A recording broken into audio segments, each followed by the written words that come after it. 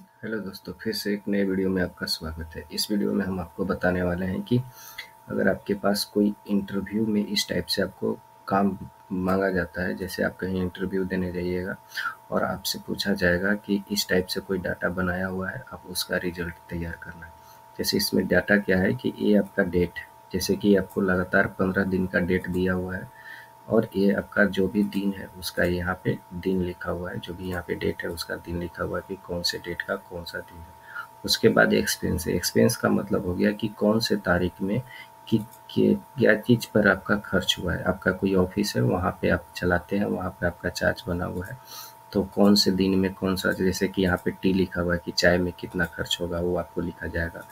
Paper और T दो तरह का खर्च हुआ है इस 2 तारीख के डेट में, तो आपको यहाँ पे चार्ज होगा।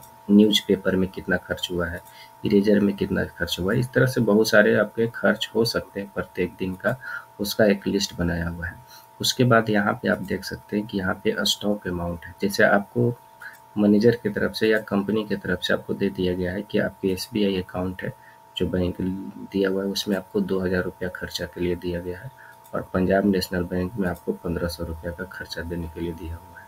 अब आपको करना क्या है कि आपका पूरा पेड अमाउंट इतना रुपया है और रिमेनिंग अमाउंट आपको निकालना है। रिमेनिंग निकालना क्या है, जैसे कि मान लो कि इस डेट में 1 तारीख के डेट में आपका चाय पर मान लो 200 रुपया का खर्च हुआ, तो आप यहाँ पे 200 रुपया फिल कर देते हैं।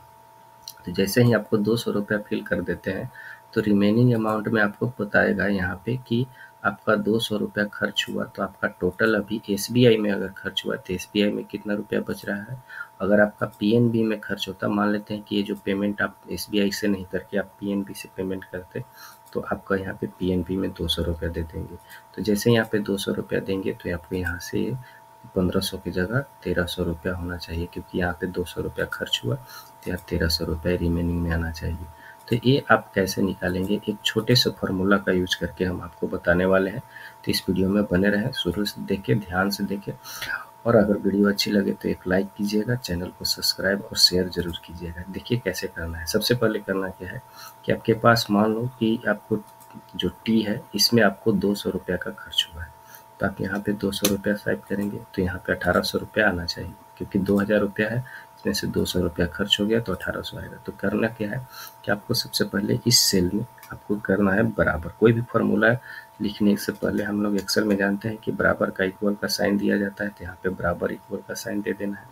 उसके बाद आपको यहाँ पे जो भी आपका सेल अमाउंट है, जैसे कि यहाँ पे 2000 है, इस सेल को यहाँ पे रख लेंगे। यहाँ पे क्लिक कर देंगे, ये सेल आपको ऑटोमेटिक यहाँ पे आ जाएगा। ठीक है।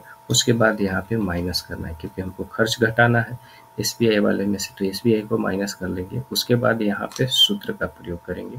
सूत्र क्या है कि लिखना है सम, SUM। ठीक है। सम देने के बाद यहाँ कोस्ट ओपन करेंगे और ये है स्टेट बैंक एसबीआई बैंक का। तो एसबीआई बैंक में आप इसमें आपको खर्च लिखा जाएगा। तो इस जो सेल है, इस सेल को पूरे सेल को यहाँ से ऐसे ड्रैग कर लेना है, यानी पूरे जितना भी डेट का होगा, एक मंथ का लिस्ट तैयार होगा या जो भी मंथ का तैयार होगा, वो मंथ को आपको यहाँ पे ऐसे ड्रैग कर लेना है। ड्रैग करने के बाद इसको कोस्ट को बंद कर देना है, यहाँ पे ब्रैकेट को बंद कर देना है। जैसे बंद करके इंटर मारेंगे तो आपको यहाँ पे अमाउंट आपको 1800 आ गया, क्योंकि आप यहाँ पे 200 रुपया भरे हैं। मान लो कि अगले दिन अभी आपका न्यूज़पेपर में आपका खर्च हुआ, अगले नेक्स्ट 3 तारीख को, वो भी पेमेंट आप एसबीआई से ही कर दिए। मान लेते हैं कि आपको 100 रुपये यहाँ से पेमेंट कर दें, तो जैसे आप यहाँ पे 100 रुपया फिल करेंगे, ऑटोमेटिक आपको देखेंगे कि यहाँ पे माइनस हो जाएगा। सेम इसी तरह से पीएनबी में भी निकाल सकते हैं। जैसे कि मान लें कि पीएनबी में देखिए आपका अमाउंट ऑफ स्टॉक जो भी है वही है, इसमें माइनस नहीं है। अब इसमें निकालना है तो सेम प्रोसेस यहाँ पे यूज करेंगे। सबसे पहले यहाँ लिखेंगे इक्वल टू लिखने के बाद आपका ये जो 1500 जो स्टॉक अमाउंट है वो आप इस पर क्लिक कर देना है। उसके बाद माइनस का सिंबल लगाएंगे।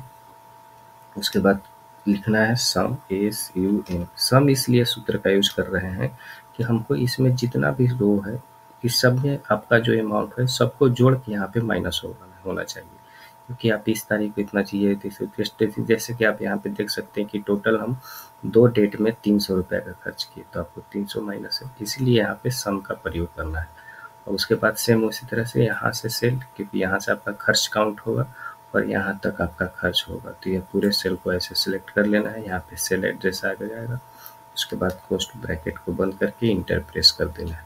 जैसे ही आप करेंगे आपको देखिए यहाँ पे अभी टोटल 1500 रुपया ही शो कर रहा है, क्योंकि आपको कोई खर्च नहीं है। अब जैसे ही मान लेते हैं कि आपको टी और पेपर दोनों का पीएनबी से पेमेंट किए थे, अभी दोनों का खर्च मान लेते हैं कि हमको 300 रुपया हुआ।